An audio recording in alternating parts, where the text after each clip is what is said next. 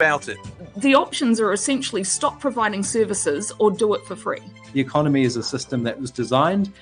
We can redesign it to get the outcomes we want to see. Actually, this wasn't inevitable. You had a choice about what you gave your money to, and you chose to keep your promise to landlord. It is quite devastating to see this current government absolutely trash what has been a really good track record with disability. The complete lack of investment into Te Ao Māori. What is the top priority for that $15 billion? The government says the top priority for that $15 billion is tax cuts. But it's not fair that a religious group like Destiny Church stands outside a school.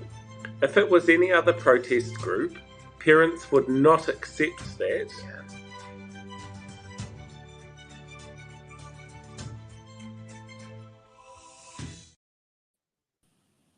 Hello there. Hello there. So, how is everyone going tonight? I see the comment section is going wild. Or I could just sit here in silence. That works too. I have a guest. Do you want to see my guest, Blake? All right.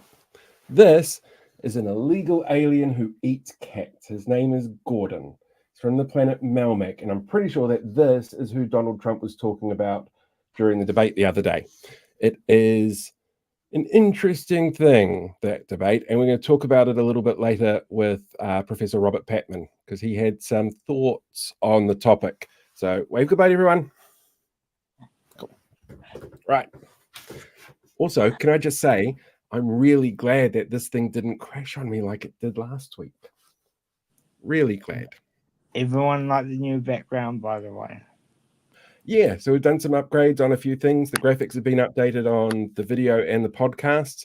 And there's like a motion graphic in the background now, which is fancy. Gordon is related to Elf. Yes, because Elf is Gordon. His name was always Gordon Shumway in the TV show, and they just called him Elf because it was an alien life form. It was the late 80s. They were on a lot of drugs. Yeah. Anyway, for those of you that would have, for those of our viewers that are on social media, you might have seen that I posted a new thread today, and it's not a good one. Yes, I've started to get hit by the disability cuts bug finally. Hooray! So that's been fun, and I've had some very high-profile journalists, which I can't speak about right now, that have reached out to me. So we'll see how that goes. Yeah, unfortunately, the cuts from the government are hitting lots of people in lots of places, and there are some targeted areas like the disability sector, for example, that are being hit harder. And then the ministers have the audacity to stand up in Parliament and say, we're not making any cuts. We're determined to uphold enabling good lives as long as we can still pay our tax cuts for landlords. It's, kind of depressing. Yeah, the thing that gets me is they say there's no cuts, and then, it directly affects someone. Yeah. Yep. It's not great. So we have a very, very jam-packed episode for people tonight. We have two fantastic interviews. We've got, first of all, Dr. Lawrence Xu-Nan, who is a Green Party MP. He's an Egyptologist. And I want to thank Sam from It's in the Ballot on this one. I was on his show a couple of weeks ago, and we were having a look at something that Lawrence said in the House, and saw that it popped up with doctor, and was kind of curious to see what he was a doctor of, and found out it was Egyptology. And I'm just like, I have to interview this guy. So Blake and I sat down this morning and had a chat with him, and I think it's brilliant. And it actually went longer than we used to. So there is the abridged version that we're playing tonight, and there is an extended version that's available now for YouTube paid members, and will be available tomorrow about 10 o'clock in the morning for everybody else. If you want to see the 5 or 6 minutes of extra nerdy stuff that we cut out, kind of tried to keep it a little bit more in line with the politics side of things when I cut it today. Anything else you need to add there, Blake? The petition, for those interested, because I know we always get a lot of questions about it, is up to around 1,400 442-ish at the moment. So we're tracking along nicely, and we've got about 79 days to go. One of the things that really disappoints me about this petition, like I love the turnout that we've had so far and how supportive everyone is of it. Somebody sent me a petition the other day from Kirsten Murfitt, who was the number 11 on the New Zealand First Party list, who is well down the rabbit hole when it comes to her conspiracies. She's got a petition up there at the moment demanding that the government release all of the data on bioweapons that were connected to the vaccines, and she's got 10,000 signatures. I mean, for something as stupid as that to get 10,000 signatures and something as important as this, still only on that 1,450 odd mark, we need to get more people out there signing this petition, because there are some voices which should probably be heard a lot more in Parliament and in those select committee processes than what we're seeing at the moment.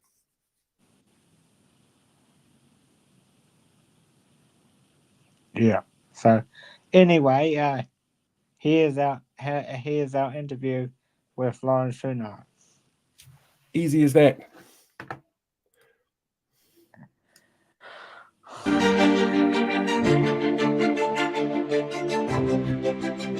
In the studio, we have Lawrence Xu-Nan joining us, who is the Green Party MP for ethnic communities and education. So welcome, Lawrence.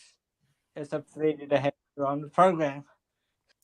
Kia ora. Thank you so much, Blake. Kia ora, Paul. Kia ora, Blake. Ko Lawrence toki ingoa. My name is Lawrence Xu-Nan, and it's a real pleasure to be here with the two of you. Thank you for joining us. Now, you're someone who obviously wears a lot of hats. I have to ask, as an Egyptologist, is one of those hats a leather fedora that comes with a whip?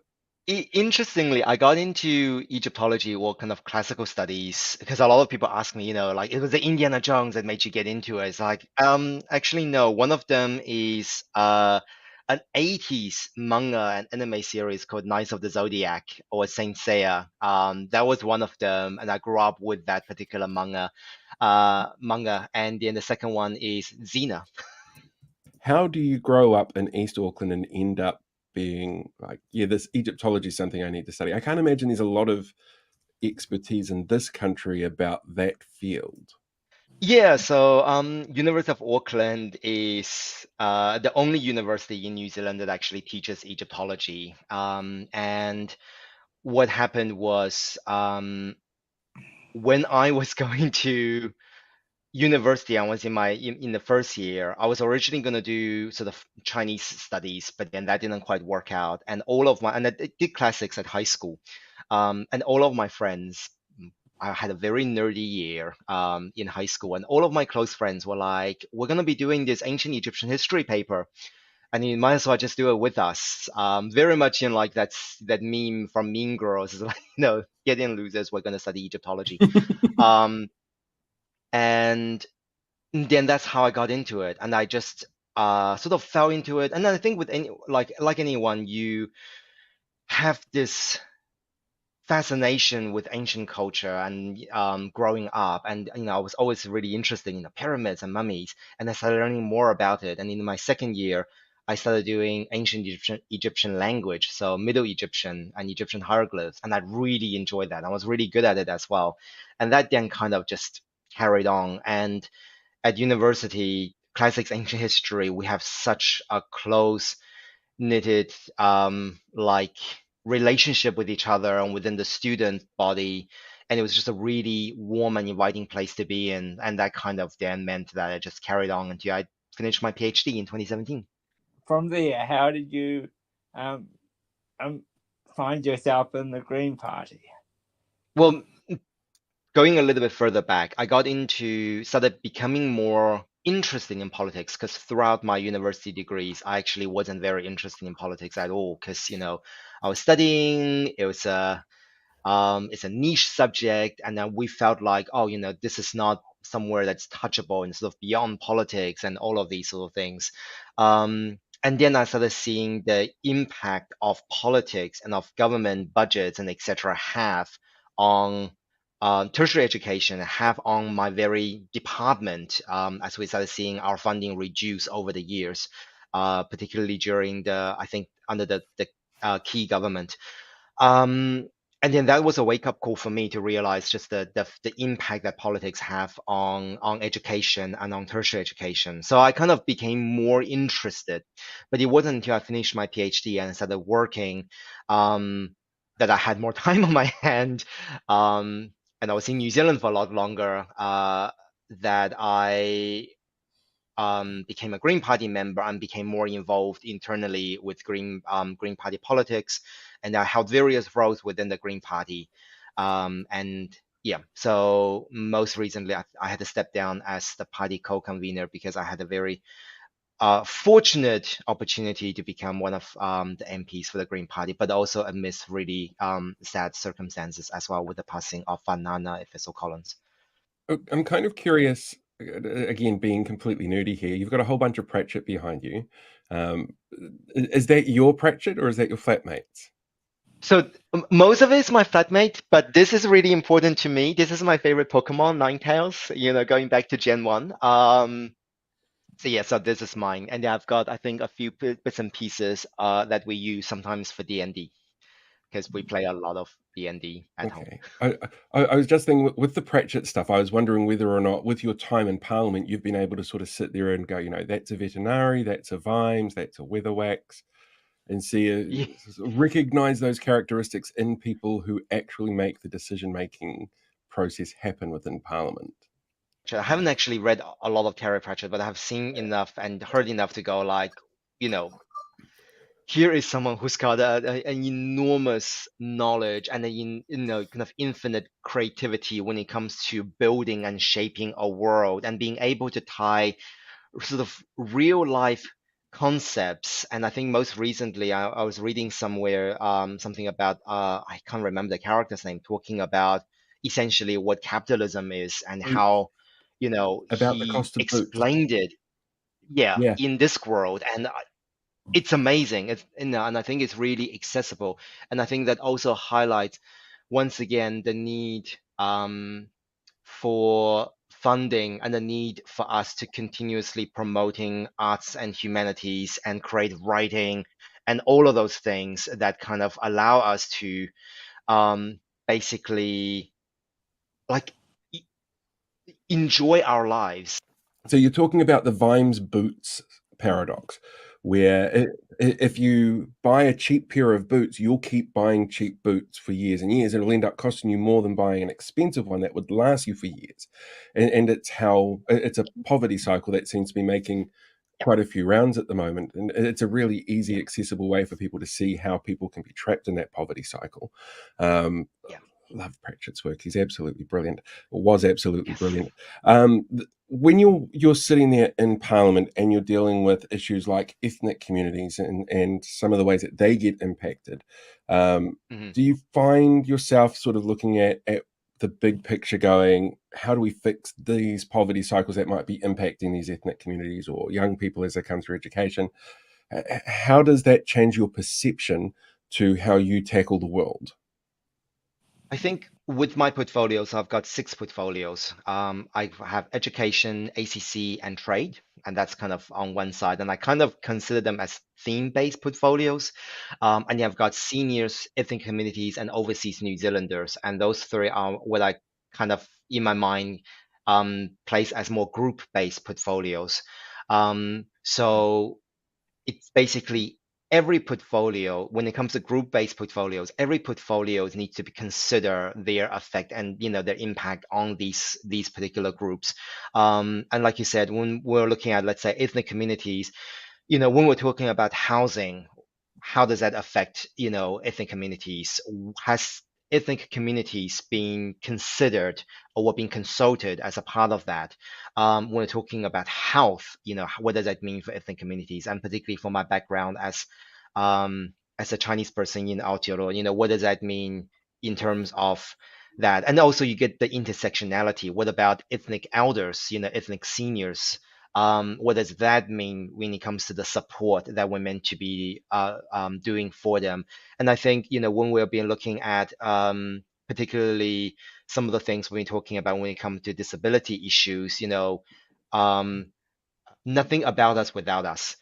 I think, is really pertinent when we're talking about all of these sort of different groups and how we can ensure that any policies and law or etc., even though we're in opposition, we're able to challenge the government on the decisions that they make that affects all of these different groups.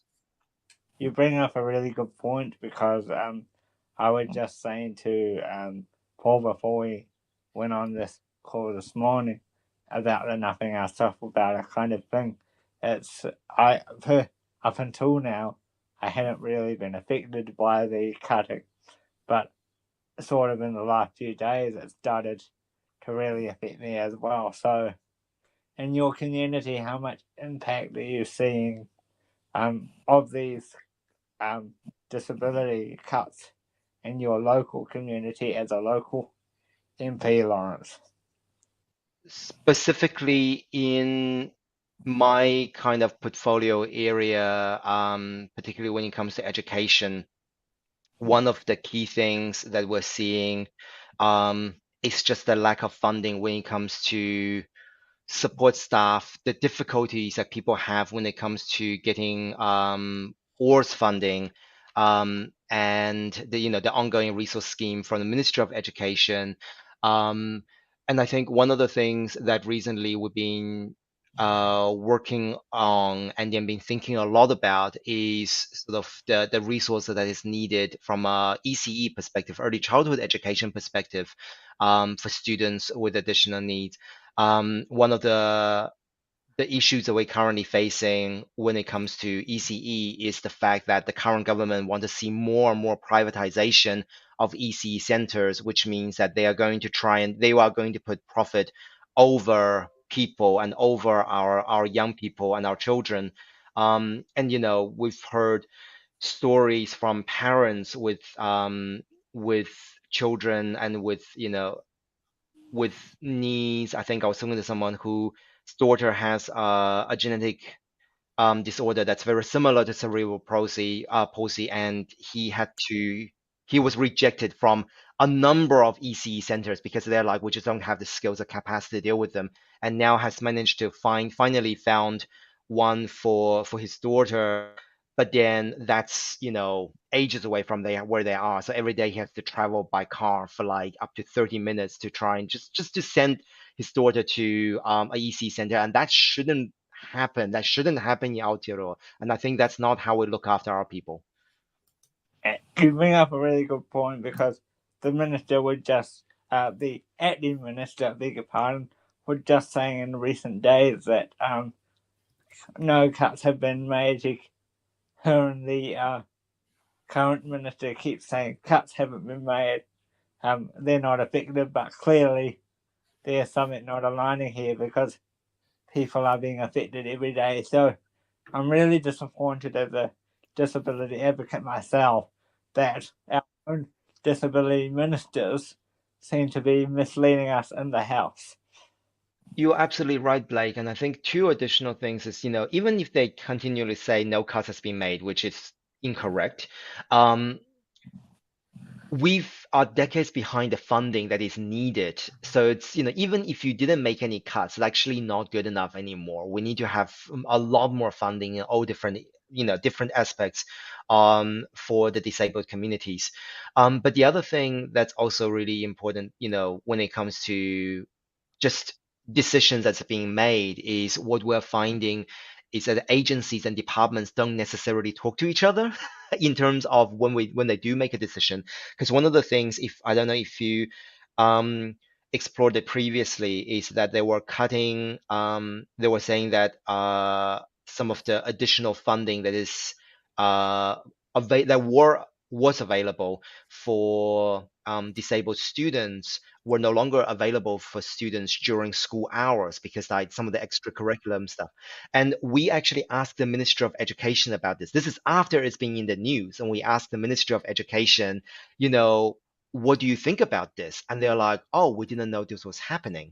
And I'm like, not only did no one talk to you about it before a decision was made, it's already been in the news and you're not even aware of something that is within your portfolio. yeah, so those kind of things is also what I've been finding in my short time in Parliament quite apparent, is that departments and etc. were a lot more siloed than I thought they were. And there's not as much collaboration or cooperation between some of the bigger departments. That's actually really horrifying. We talk a lot about education, and in recent days, you've been a part of a bill that is making some adjustments, and you've been really passionate about this. So, can you talk a bit to us about your mindset around that and why you're so passionate in the House about, some of these subjects that are going around at the moment? I guess I'm really passionate from two perspectives. Number one, the topic itself. So the bill that is being referred to is the Education and Training Amendment Bill, which looks like the two big part is the reintroduction of charter schools, and the second part is the repeal of the network management approval process for ECE centers, which basically means that it's much easier for private companies to set up ECE centers. And I think when we're looking at the charter schools, the big thing there is the fact that we are putting in a lot of money, $153 million for the setup of a system that we don't really need, because our system's already incredibly flexible and there's a lot of choices already for parents in terms of where they send their children. So for example, we've got state schools, state integrated schools, state specialist schools, special character schools, kaupapa, private schools. So you already have that flexibility. You don't need to reintroduce yet another thing with a completely separate department and separate protocol at this particular junction and this particular time.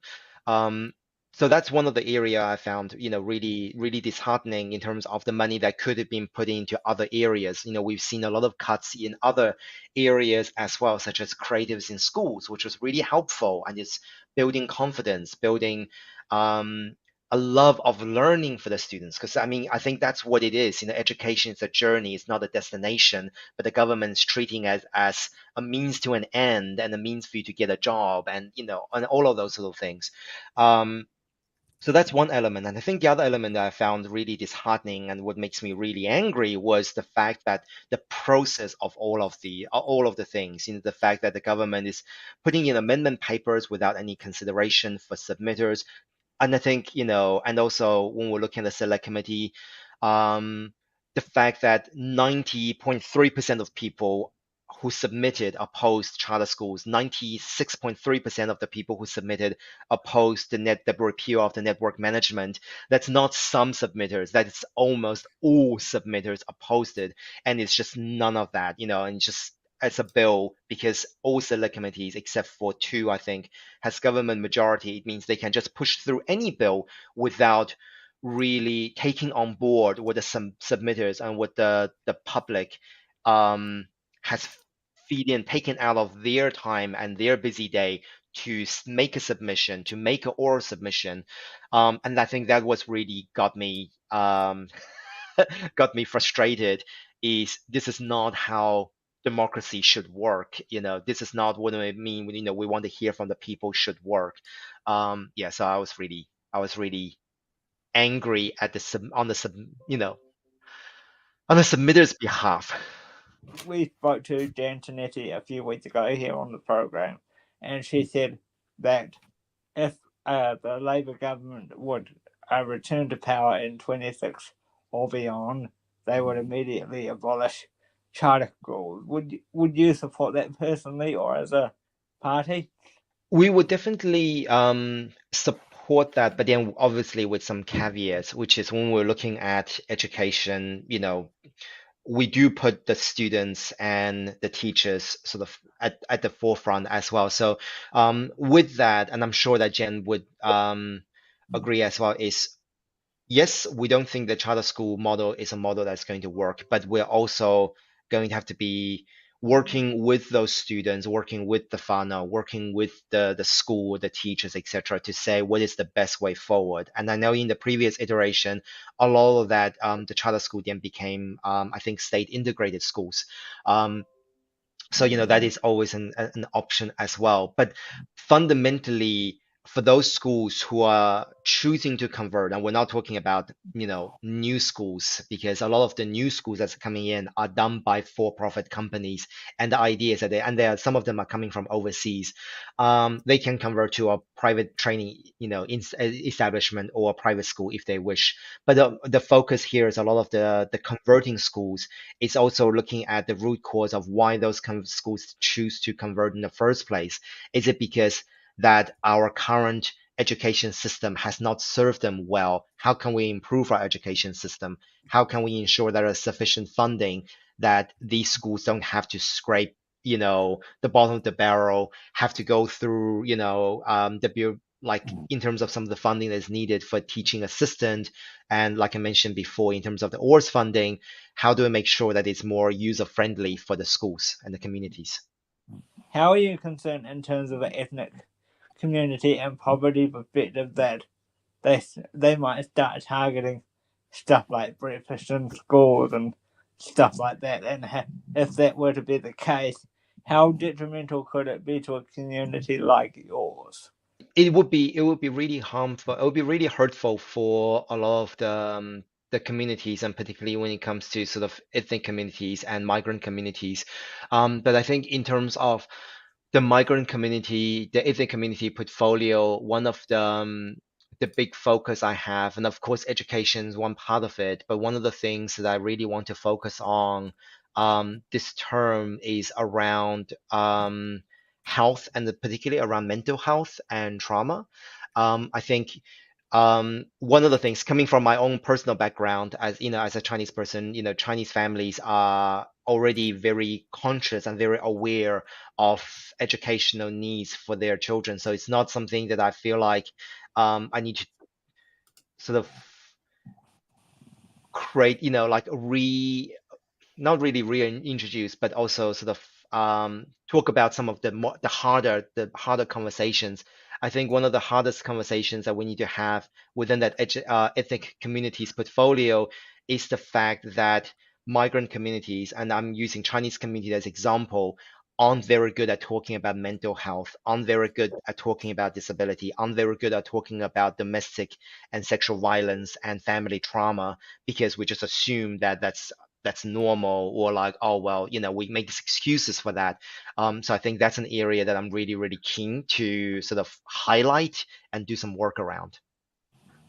I've actually got it might be a bit of a tricky question for you on this one around migrant communities. And it involves David Seymour, so it's already going to suck. He's obviously pushing at the moment for the introduction of his treaty principles bill. The worst people on the internet are really good at pointing out that the treaty is a contract between Maori and the Crown, and often bring up the inclusion and growing migrant communities that we have in this country as a reason why we need to define these treaty principles. I'm kind of curious as to what your perspective on that is, as both somebody who is part of a migrant community, but also somebody who's a spokesperson on behalf of one of the opposition parties, around how that kind of framing could harm or help the bill. So one of the things that we see, and like you said, from the more sort of unscrupulous online actors, when it comes to the treaty, when it comes to Te or any discussions around Te or Maori relations, is a divide and conquer mentality.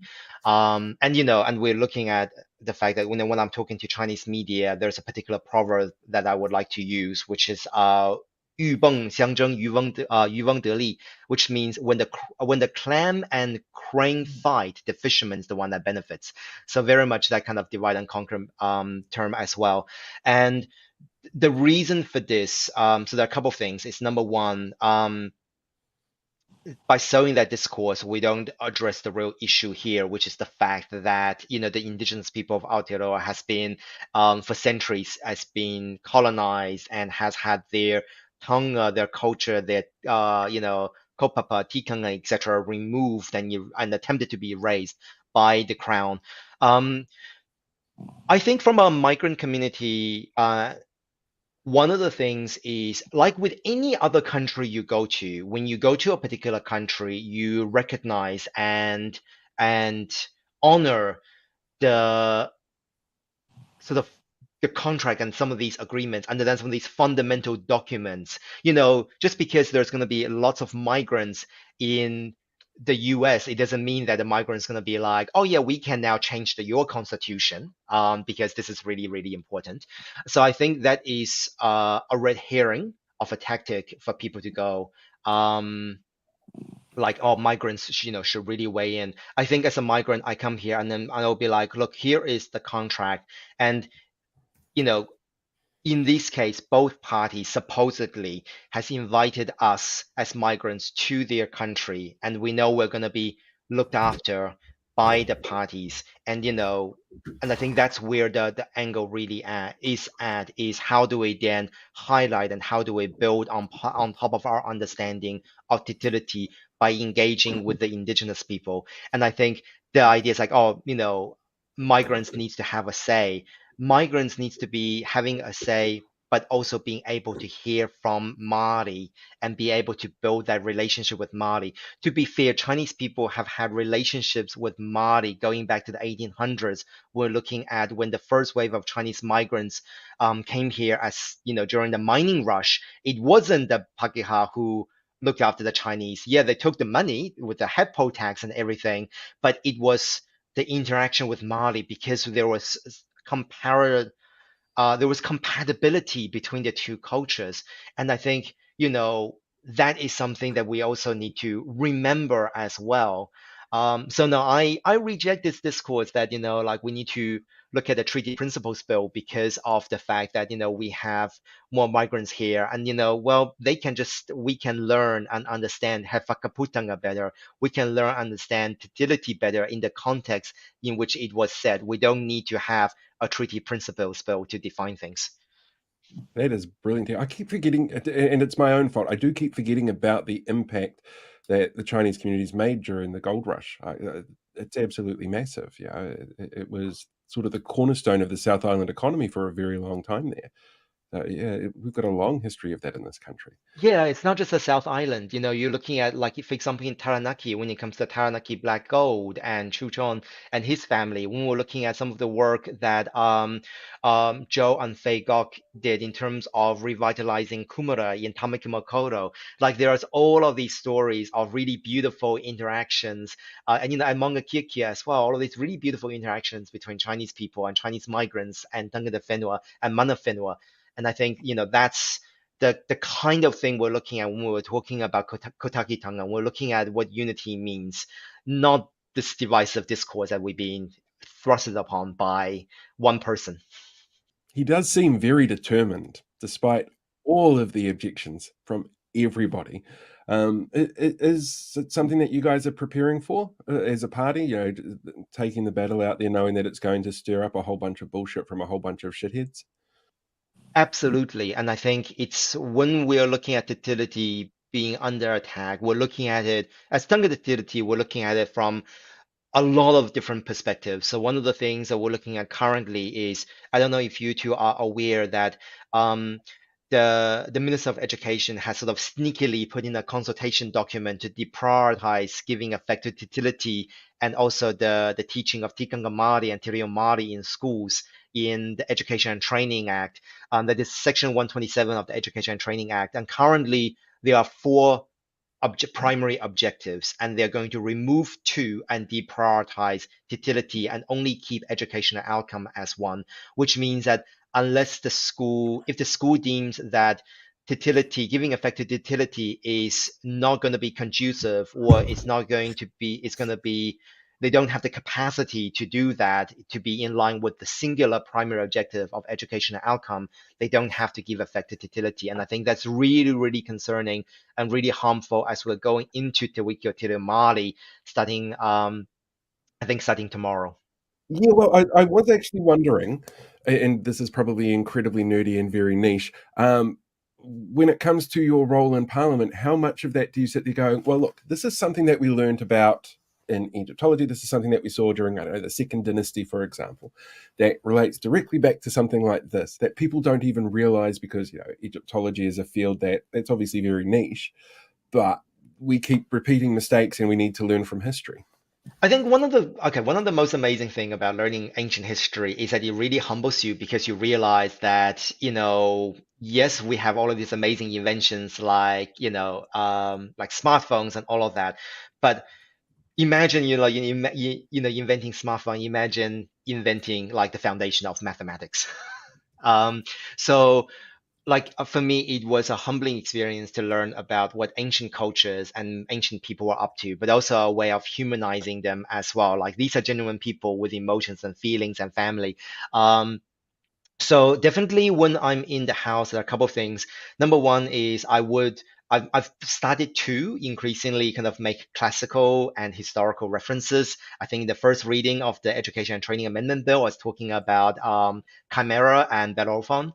Um, and, you know, also, the other element is when it comes to ancient culture, a lot of that is done through orality, and the mastery of oral delivery is really, really important. So, through my studies, particularly when it comes to language and literature, you learn about, well, my thesis was about how to tell a story in a really interesting way. So, at the same time, when you're in the house or when you're giving a speech, how do you make that interesting? What do you use to sort of draw people's attention? How do you relate to people? So a lot of the things when it comes to talking is about relationship and then building on that relationship. So that is something I've drawn from my thesis.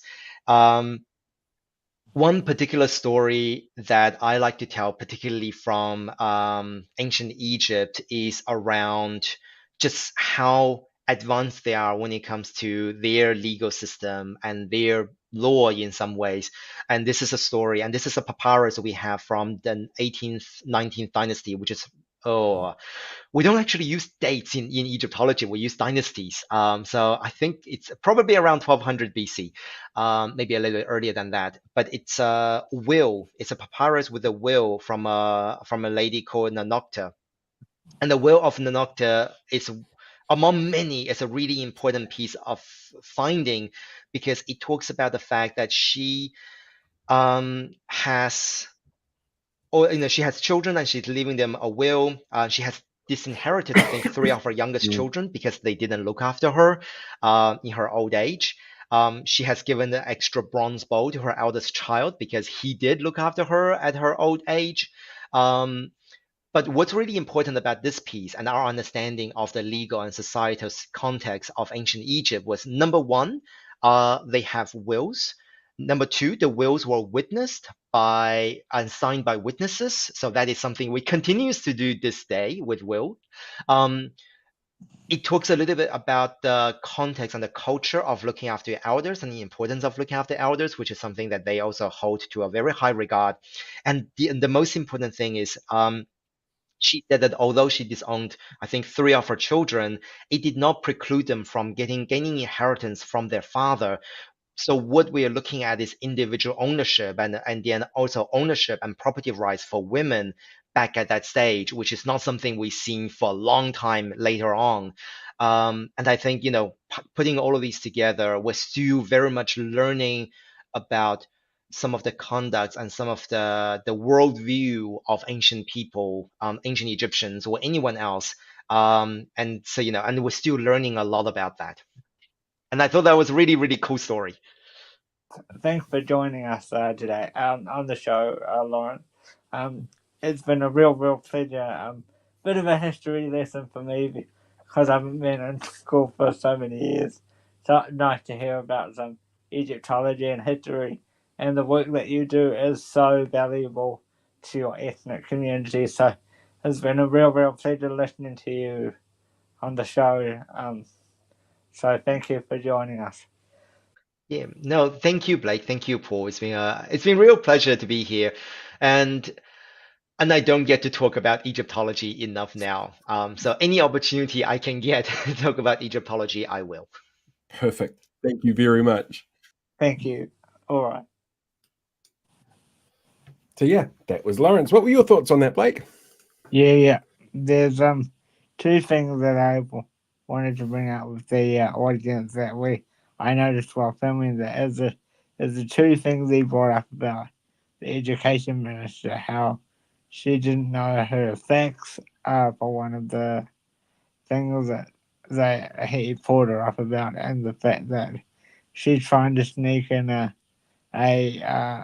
thing into one of the legislations, which I found quite fascinating.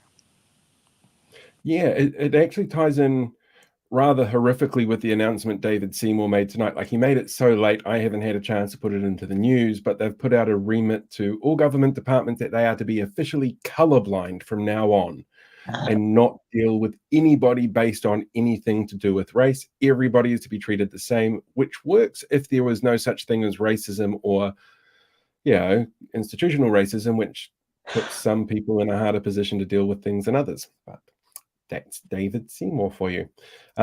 For people who are wondering what we cut out of that, there's actually a whole conversation in there about Lucy Lawless and a comet that we cut out, as well as a little bit of other sort of nerding out things. So that's available now for paid members on my YouTube page, and it'll be available to everyone tomorrow from 10 o'clock in video and podcast form.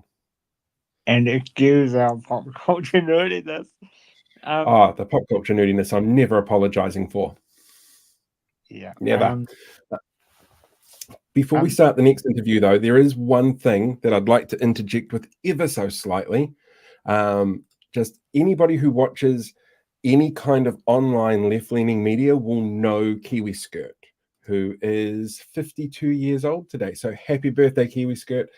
Love seeing your name pop up everywhere. Love the work that you're doing. The mahi is absolutely amazing. And I know I speak for everybody who's out there creating content. We really appreciate everything that you do to support everyone in the field. So happy birthday. I hope it's been an amazing day for you. Yeah. And thank you for all the what you do for our people like me and our petitions and that as well. So happy birthday to you. Now on to our second interview for tonight. Paul earlier today got to sit down with Professor Robert Patman from Otago University because I was busy dealing with the aftermath of the disability cut that I mentioned earlier. So I had to make a call earlier in the week to the best man I know that can do this stuff. So here's Paul's interview with Professor Robert Patman. Yeah, I think he's upgraded his camera since the last interview as well. So that helped a lot. Let's check it out.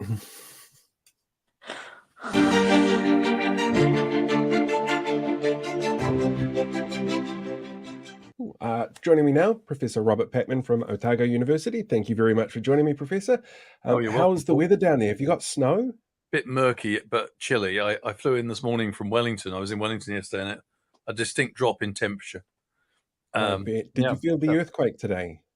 I didn't, but I thought it was just the building moving. No, I didn't feel it. It's probably not a bad thing. I don't like earthquakes, not at all. Hey, the big news this week in terms of anything international was obviously the presidential debate that happened between Kamala Harris and Donald Trump.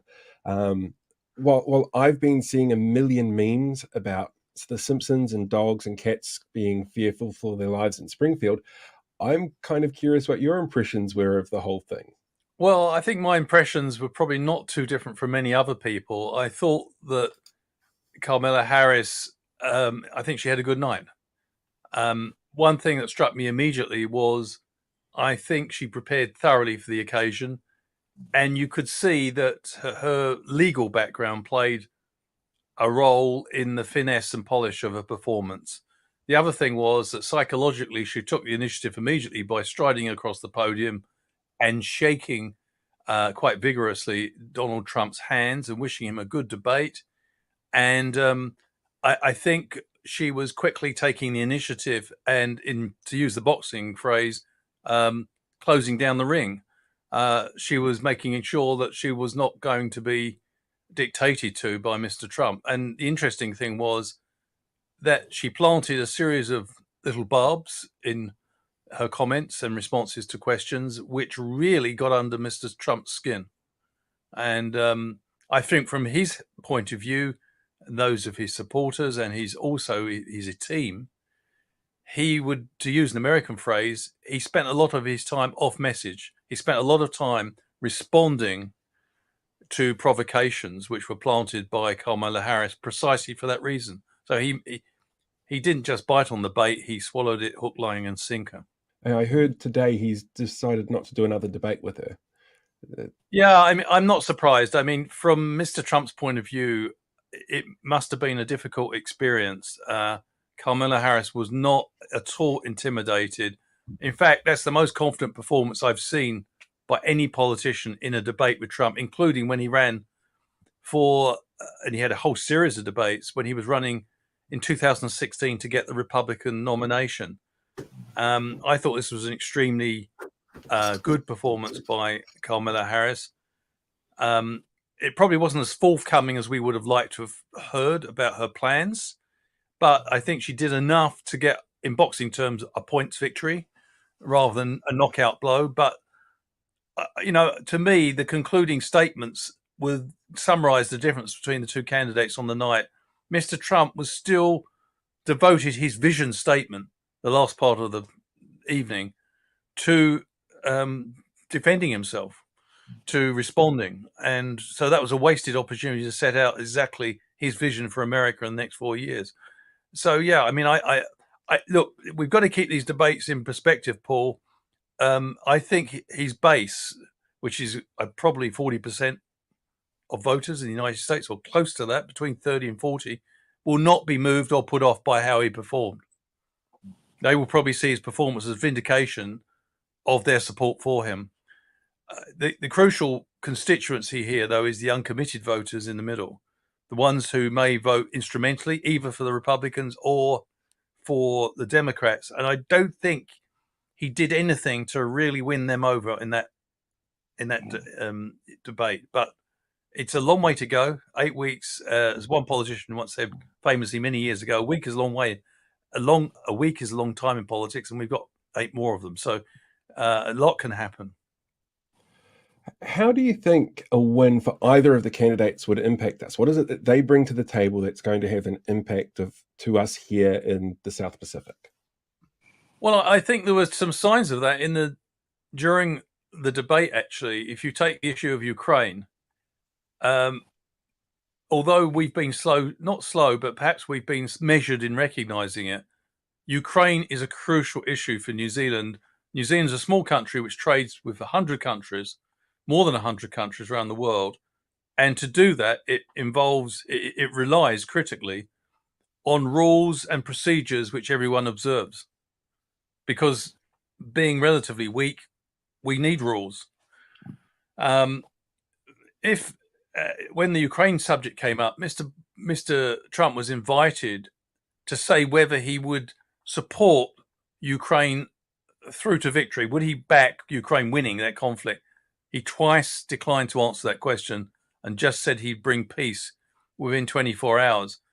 Now, that's a slightly alarming signal to New Zealand, because if Mr. Trump's peace involves a land for peace deal which, in other words, that Mr. Putin largely keeps the land that he's illegally seized from Ukraine, that's destabilizing globally, particularly for countries, middle and small powers like ours. So I think you could say from that Miss Kamala Harris's answer to the question, yes, she did support Ukraine ejecting Russian troops from the country. And yes, she did support the re-establishment of internationally recognized borders as opposed to those defined by Russia, was much more comforting to New Zealand than that provided by Mr. Trump. So one big difference, I think, is that I think New Zealand will probably feel more comfortable, given its international interests, with a Harris victory rather than a Trump victory. Does that also include things like economic outlooks? I know Trump's making a big deal about introducing tariffs. America is second largest trading partner out there in the world. Well, yes. I mean, I think Mr. Trump is quite committed to imposing across the board tariffs, isn't he, on exporters to the United States? So that will, by the way, that's likely to disadvantage a lot of American families. So I'm not quite sure he'll pull that one off. The devil is in the detail with that, and I think it could be economically and politically counterproductive. But putting it to one side, if he follows through with that promise, That's not good news for New Zealand or many other countries exporting to the United States. I don't think, apart from the pledge to introduce those sort of tariffs, I don't think there'll be enormous difference between a Harris and Trump administration. I wouldn't expect, for example, a tremendous difference between those two possible administrations and their respective policies towards China. It seems to me there's one thing that seems to unite many an otherwise divided America, and that is the perception that China is a serious threat to American primacy in the world. Therefore, I think that both a future Harris administration and a future Trump administration would probably intensify the competition with China rather than diminish it. Do we as a country really understand the implications of how this election is going to impact us? I think we've got a reasonably shrewd idea. I think, first of all, we can't expect dramatic differences in relation to China, our biggest trade partner. I think if Mr. Trump becomes the president, he wins the election, I think that will not only complicate perhaps our economic relationship with the United States, but I think it would also, to some degree, make our position with respect to China. We've threaded this delicate position with respect to China. We've got a free trade agreement with China. It's our biggest trade export destination by a long way. It could complicate our situation there. So I think we are reasonably aware of that. AUKUS is another issue. If Trump becomes president, I can't see, it'll be very difficult for the coalition government, I think, to follow through closer alignment with an America First Trump administration.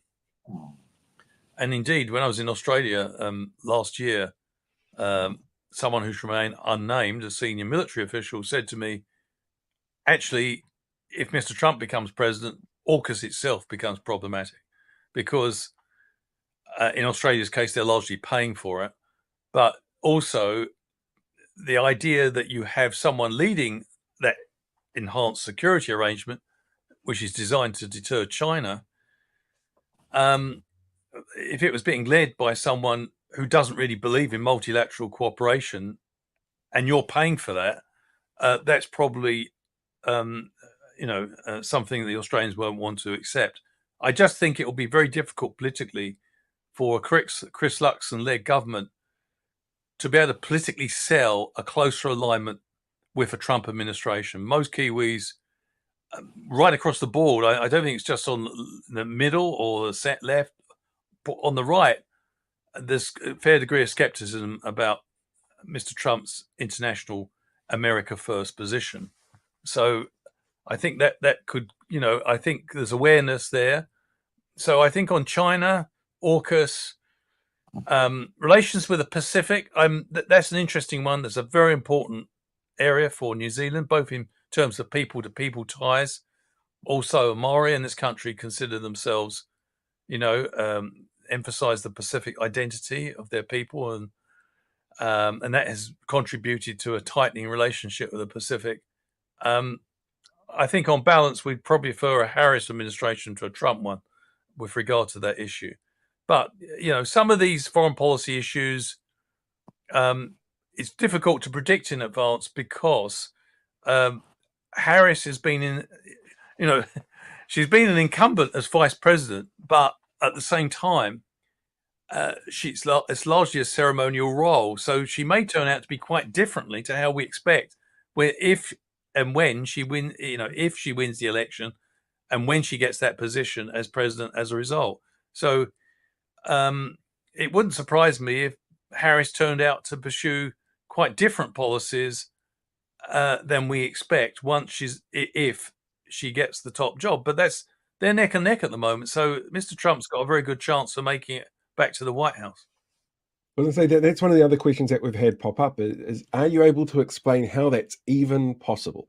Since New Zealanders sort of sit back and look at Trump and go, how is this the best that you can do? And the polls are so incredibly close. It's the kind of thing I think New Zealanders don't really understand how it could happen. No, it is a difficult thing to comprehend outside the United States, and for some Americans, difficult to comprehend within. I was very taken by, or struck, I should say, by an observation made after the first Biden-Trump debate by a Washington Post observer who said he or she had watched 12 presidential debates in her career. It was the first time that the clear winner, which was Mr. Trump, had emerged having not answered a single question and coherently lied throughout the whole thing. She could never remember a winner on that basis.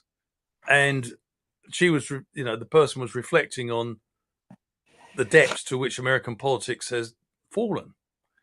And certainly if you watch the debates between John Kennedy and Richard Nixon in 1960 and certainly the first debate, and I suspect the second one, a huge decline in terms of political debate and discourse since then. So that's a bit of a sobering message, I think, for those of us who always assume as the years go by, everything gets better and better everywhere. But it doesn't always work that way. It's very difficult to explain in that sense. But I think what we can say is that Mr. Trump has, I think, presented himself as someone who can run the economy. That in its term is contestable. By the time he left office, he had high levels of unemployment. He had substantially added to the budget deficit through his tax cuts, which didn't pay for themselves. But the Biden administration, although it's been relative, most economists give the Biden administration a pretty good rating, actually, because they've got unemployment to quite low levels. They've brought inflation down from about 9%, which is very high, down to about 2.5%. And they've got, record levels in the stock market. So on the face of it, you'd think many people will be happy, but they're not. And I think the reason is despite all those gains, for many American families, they compare the costs of living in 2024 with 2021 when Mr. Biden began his administration. And for many, and it's not just confined to the United States, we've seen here huge rises in the prices of food and groceries, same in the United States.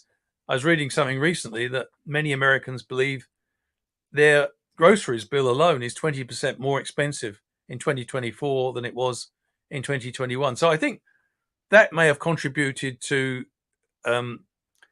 taking Mr. Trump seriously. I think the other thing was that I think Mr. Biden had, to some extent, inflated the Trump challenge because he was clearly, I think, and I don't mean this in an unpleasant way, I meant Mr. Biden was showing signs of frailty. And I think Americans felt he was a bit old for the job. And I think Mr. Trump came across as more vigorously. But interestingly, since Kamala Harris has got the presidential nomination, she has been steadily rising in the polls. And they're now neck and neck. But if the trajectory of the last month continues, she's likely to overtake Mr. Trump in the near future. And I don't think the debate, it may or may not change that trajectory, but certainly I don't think will halt it. But yeah, it's a difficult question for non-Americans to answer. I think it comes down to bread and butter things like cost of living. That Mr. Trump is still there with a very good shout. Okay. Taylor Swift going to make a difference? Well, I think it will do, given her huge following. So, yeah, I mean, it's we political scientists often get bogged down with issues and particular policies. but a celebrity endorsement in the United States apparently counts for a lot. And somebody once said about America, you're a celebrity if you're a celebrity. People take that sort of status very seriously, perhaps more seriously than they do countries like New Zealand. But yeah, Taylor Swift is, top of her game and carries a lot of weight. And she not only endorsed Kamala Harris, but she made a very pointed comment, which she said she endorsed her as a childless, cat-loving woman, or words to that effect. Yes. Which Yeah, was I a saw real that. bar, but J.D. Vance, the vice president, who made very unflattering comments about women who are in that category. So I think that was throwing down the gauntlet. And the other thing is, just reflecting on the debate, Paul, I do think the most powerful part of the debate from Kamala Harris's point of view is when she got onto the abortion issue. The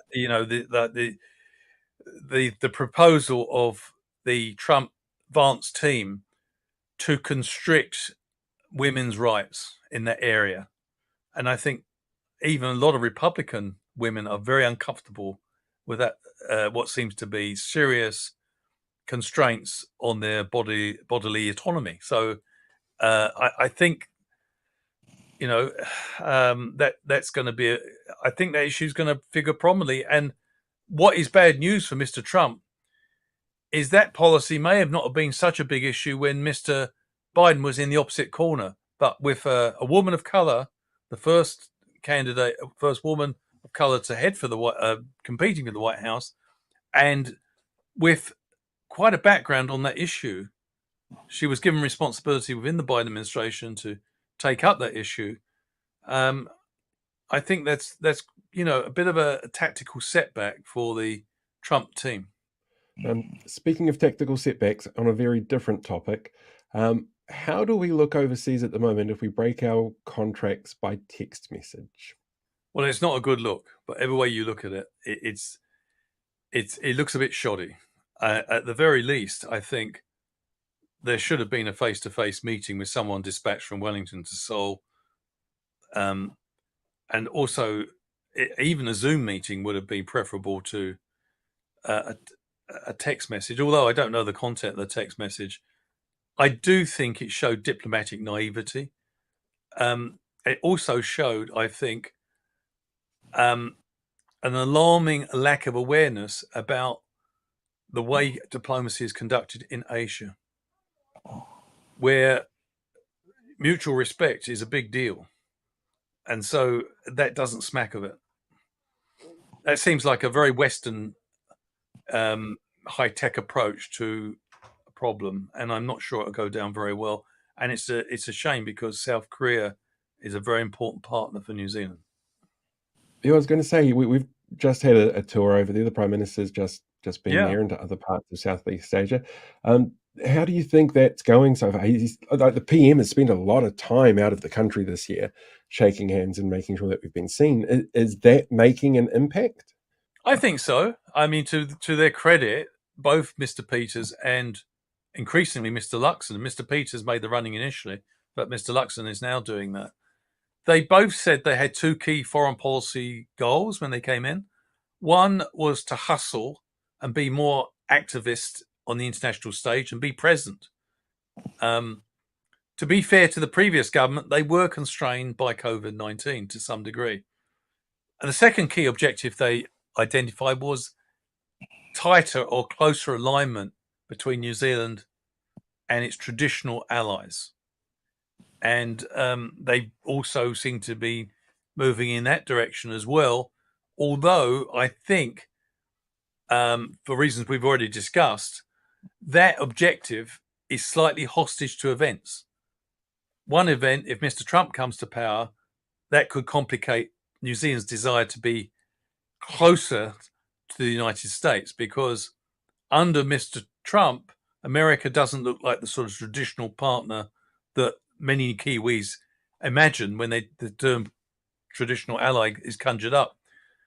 Another area, of course, as well as Mr. Trump, but Gaza has also thrown a long shadow.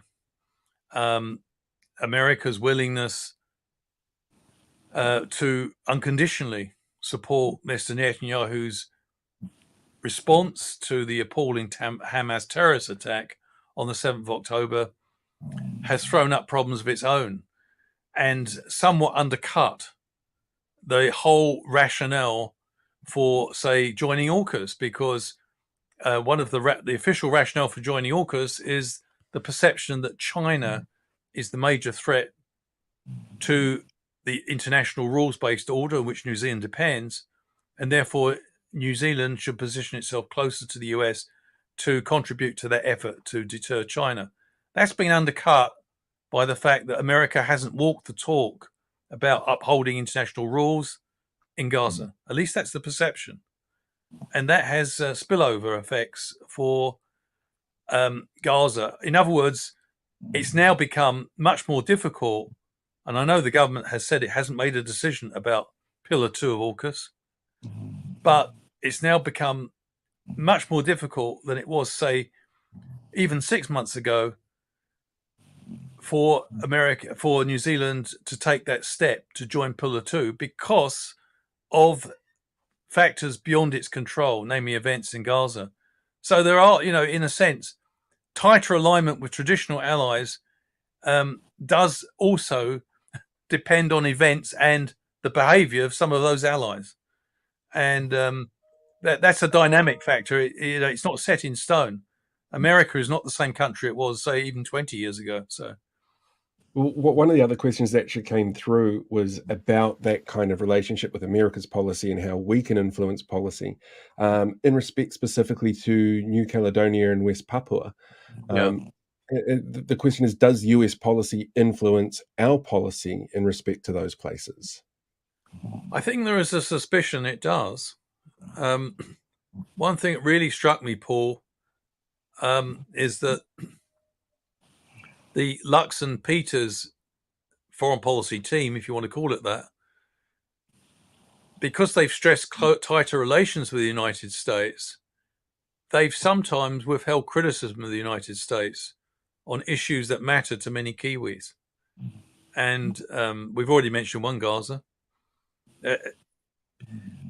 Luxon could, as a loyal ally, ask the United States to think again about the policy it was pursuing in supporting Mr. Netanyahu so comprehensively. It hasn't done that publicly. In the UN, of course, we've been pretty proactive in pushing for a ceasefire, and that's to the credit of the government. But I think you could argue that the government is trying to thread things very carefully so that its UN diplomacy in relation to Gaza is humanitarian and responsive to the appalling situation on the ground, but at the same time not in a way that would provoke the United States. And I think that's possibly an influence that you could say. With regard to New Caledonia, Mr. Peters, I think, offered himself up as a mediator there. In a sense, I think there are some people in New Zealand who like to see the current New Zealand government being more critical of France over New Caledonia. They changed the goalposts over the voting, the eligibility for voting in New Caledonia, and that caused quite a violent reaction from from people who are associated with the Kanaks, the indigenous people. Let's be quite clear: France is the colonial power, and many Pacific Islanders, and I think people probably on the centre left in this country, believe that New Zealand, because our founding document is the Treaty of Waitangi, which advocates cooperation between indigenous and people and the settler community, saying that we should be doing everything possible to accelerate decolonisation in New Caledonia. So there may be, critics may say, our concern to keep on side with France and the United States for reasons of great power rivalry between US and China has probably made our position in relation to New Caledonia slightly timid. I think it's a nice way to put it. Slightly timid. Feels like a lot of things at the moment. It's very scary. Robert, we're out of time, but thank you very much for joining me. As always, I welcome. learn so much when I get a chance to sit down and talk to you, because you're Thank the you. expert and I'm just the dumb idiot who collects toys. So thank you very much for that. You're very welcome. Cheers, Paul. See, that was fun as well. I enjoyed that interview. It's a pity you weren't there for it. Yeah, well, I had stuff to clean up because of this government. Yay. Anyway, so yeah, thanks to Robert as always for coming on the show. I'm saying that because I know he watches these back later sometimes. So thanks again, Robert. And we'll probably see him again very soon because there's a lot of stuff going on in the US, but we'll sort that out in due course. With that, on with this week's news. Yeah, I should probably set that up. Give me 2 seconds. Just have to press some buttons and make everything work. You know, the usual.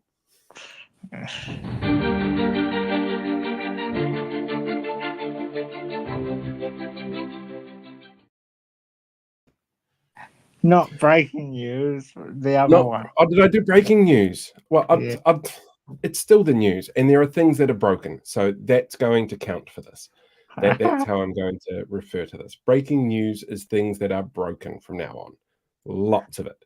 So, first of all, on Tuesday, Tauranga City Council approved the installation of a rainbow crossing on Devonport Road outside their library. This is the result of a 6-year campaign by the local LGBT community, which saw massive levels of hate and vitriol from some members of the traditionally conservative community. Said one community commentator, anonymous mode on Grindr is good enough for me. Why do I need to publicly have things rammed down my throat? Before whinging to Chris Luxon, Sam Uffendale and Simeon Brown in posts to cry that this isn't getting back to basics, while others have questioned where their straight pride crossing was, clearly not realizing that this is the straight pride flag, making almost every other crossing a straight pride crossing. The New Zealand Air Force unveiled its new C-130J Hercules this week for the first time. The first of a fleet of 5 landed this week, with the rest expected to be in the country by the end of the year. The long-awaited upgrade was commissioned under the previous government, thanks Labour, to replace an ageing fleet that had a combined 97,000 flight hours under its wing. As part of the delivery process, Defence Minister Judith Collins travelled from the US to Aotearoa on the delivery flight, stating, "This is a lot less drafty than the broomstick I'm used to." Comments resurfaced this week from John Key from a charity event a few weeks ago, where he told host Samantha Hayes that if he was voting in America this election, he would still vote for Donald Trump.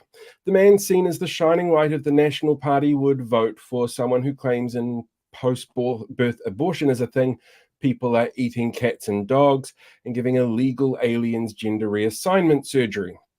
Totally not weird at all. Speaking of the presidential debate, within minutes of the end of the debate, pop superstar Taylor Swift endorsed Kamala Harris for the role with a social media post signed off with a line about childless cat ladies. Pundits believe this endorsement alone could see a huge boost for Harris and younger voters, and it led to a direct exponential spike in voter registration. Meanwhile, Trump-supported John Key downplayed the endorsement, saying, "Who would listen to any young woman who doesn't have their hair in a ponytail?" Technology Minister Judith Collins announced this week that the government would be creating its own AI known as GovGPT, a ring-fenced large language model that will be able to access government data on individuals to learn from. Despite media hype because they learn from human data points and are designed to work based on language inputs, AI models still have some serious flaws, like trouble with logic and maths problems, meaning we'll probably see National's first synthetic MP soon, or their second one.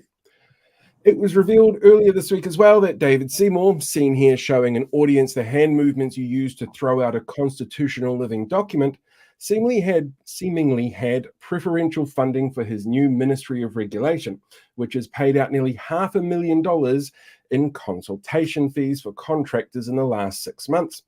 This was after revelations last month that civil servants in the ministry were on far higher average salaries compared to other government ministries. The replacement for the Productivity Commission was designed to identify areas of wasteful government spending and streamline processes, has not yet delivered anything, and yet has already cost the taxpayer 4 times more than its predecessor. If they're looking for bloated bureaucracy and wasteful spending, then I hate to be the one to tell them, but the call's coming from inside the house. Research then into the free school lunch program released to the government this week has shown universal access to free lunch programs have immense positive impacts on students' abilities to learn. Associate Education Minister David Seymour said, "It's a good thing we saved those school lunches from whoever it was that was threatening to cut them."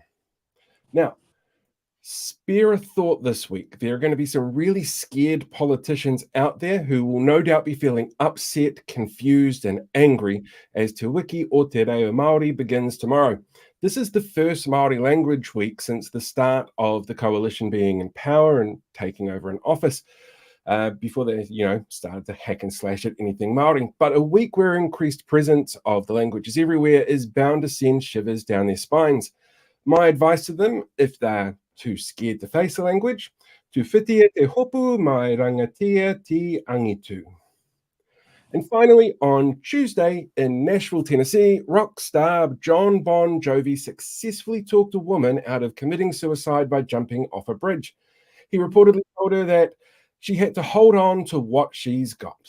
Okay, that's it for the news. I finish on a terrible, terrible joke, but a true story. Jon Bon Jovi did actually talk a woman out of committing suicide, which I think is absolutely amazing. And with that, I'm done. News is done. They were filming the new music video for his new album. Is that what they were doing there? Okay. Yeah. That is very cool. I see I had some super chats come through there as well. So thank you very much, guys. Really appreciated it. It all helps. I'm going to let you in on a little secret, okay? At the start of this year, I actually set myself up like a series of goals of what I wanted to reach with my social media. And I think tonight I'm about to tick over on the one that I set for YouTube, which was 1,500 followers by the end of the year. So I'm just impressed that I'm still here and doing all of this stuff. And I want to thank everybody out there for supporting what it is that we do, because it is really appreciated. And thank really, you, really appreciate it. as I always say, thank you for endorsing me here too. So it's been good to get to know you all, and that's been fun as well. I'm just going to answer this quick question from Dave Monster. It means feel the fear and do it anyway. Yeah, Māori language week is going to be interesting. Oh, absolutely. And I fully encourage everybody to get out there and use the language as much as possible. And if you live in an area that has a national or ACT or New Zealand First MP nearby, feel free to go up and talk to them in Te Reo Māori. I think they'll really love it. They really seem to enjoy having things crammed down their throats. And finally, next week we have a really big guest coming on. We spent the last week trying to set this up. So Tori Whānau is going to be with us next Friday night. So yeah, and she will be live. When we messaged her, it was like an instant, yes, we're doing this live. It's going to be so much fun. So bring your questions for Tori. She'll be here from about 8:20 next Friday night. If you've got questions that you can't make it to the show, for example, and you want questions asked, there are comment sections on Facebook and in the community section on the YouTube page that you're more than welcome to put comments and questions in for. We'll really looking forward to that one, actually. It's going to be brilliant. Absolutely brilliant. I think that's us done for the night. Yeah. We'll see. Sweet. We'll see you next Friday for Tori Whānau, everybody. Have a good weekend. Fantastic. Ka kite, everyone.